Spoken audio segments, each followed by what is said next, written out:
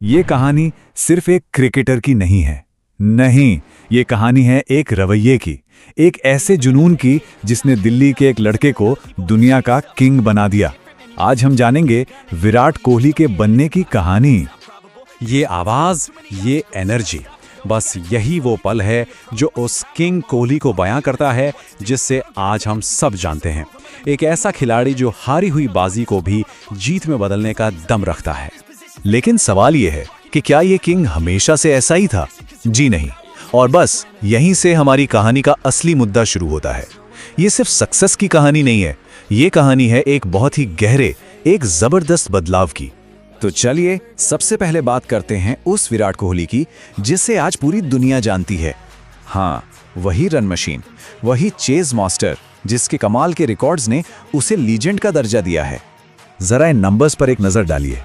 ये सिर्फ आंकड़े नहीं हैं, ये कहानी बयां करते हैं। T20 इंटरनेशनल में सबसे ज्यादा रन, सोचिए एक IPL सीजन में रनों का अंबार, और 50, जी हाँ 50 ODI सेंचुरी, एक वर्ल्ड रिकॉर्ड। और तो और दुनिया के टॉप 100 सबसे ज्यादा कमाई करने वाले एथलीट्स में वो अकेले क्रिकेटर हैं।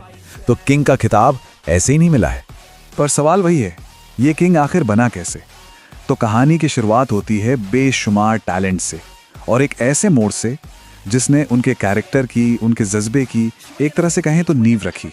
ये टाइमलाइन देखिए, उनकी शुरुआती सफर की एक झलक है।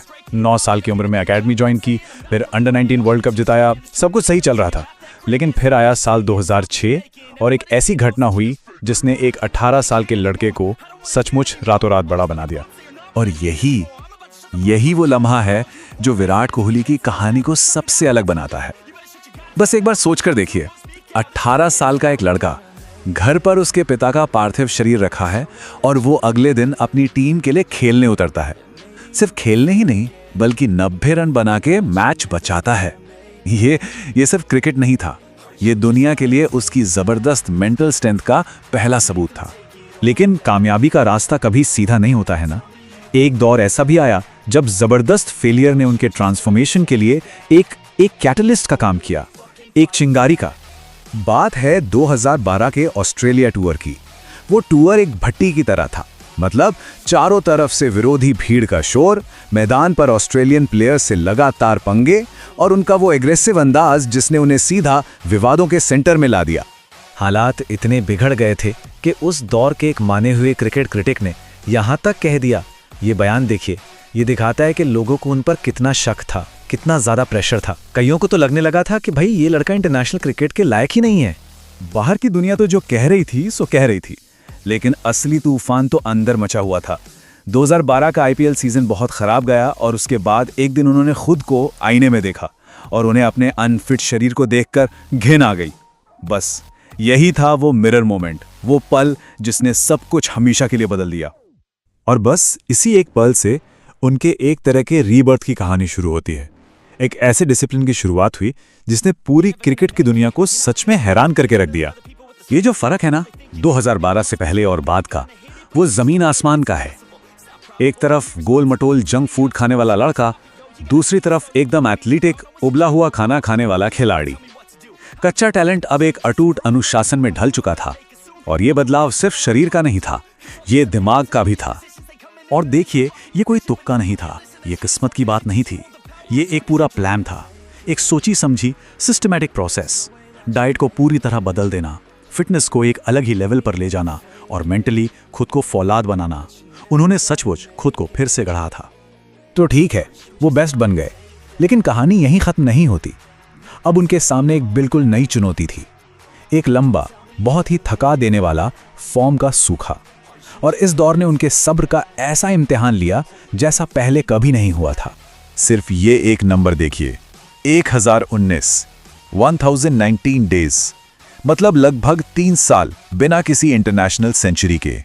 ये वो दौर था जब उनके खुद के बनाए हुए ऊंचे स्टैंडर्ड्स ही उन पर सबसे बड़ा बोझ बन गए थे। और मुश्किल सिर्फ रन ना बनने की नहीं थी, कप्तानी का ताज भी सच कहें तो कांटों भरा साबित हो रहा था। चारों तरफ से आलोचना, विवाद, ऐसा लग रहा था जैसे सब कुछ एक साथ उन पर टूट पड़ा हो। तो फिर उन्होंने वापसी कैसे की? चलिए अब बात करते हैं उस जबरदस्त कमबैक की, और ये भी देखते हैं कि कैसे उनकी लेगेसी, उनकी विरासत अब क्रिकेट के मैदान से बहुत बहुत आगे निकल चुकी है। ये चार्ट देखिए, ये ब्रांड कोहली की हकीकत बताता है और ये काफी चौंकाने वाला है। उनकी जो टोटल कमाई है ना, उसका सिर्फ 10% क्रिकेट सैलरी से आता है, बाकी 90% एंडोर्समेंट्स और बिजनेस से। मतलब मैदान की कामयाबी ने मैदान के बाहर एक बहुत बड़ा एम्पायर खड़ा कर दिया है। और उनकी विरासत सिर्फ पैसों तक सीमित नहीं है, बाउंड्री के पार देखिए, वो एक एंटरप्रेन्योर हैं, एक फैमिली मैन हैं, एक परोपकारी हैं, और सबसे बढ़कर एक ऐसे लीडर जिन्होंने इंडियन टीम की पूरी फिटनेस कल्चर को ही बदल कर रख दिया। उन्होंने एक नया स्टैंडर्ड सेट किया। और आखिर में खुद विराट कोहली की ये बात सुनिए, ये उनके पूरे फलसफे को, उनकी सोच को एक लाइन में बता देती है। उन्होंने नाकामी को, फेलियर को एक टीचर की तरह देखा जिसने उन्हें और मजबूत बनाया। तो अंत में बस एक सवाल रह जाता है जिस पर सोचने की जरूरत है। महानता का असली पैमाना क्या है? क्या सिर्फ टॉप पर पहुंचना, या गिरने के बाद दोबारा ऊपर चढ़ने के लिए जो अनुशासन लगता है वो?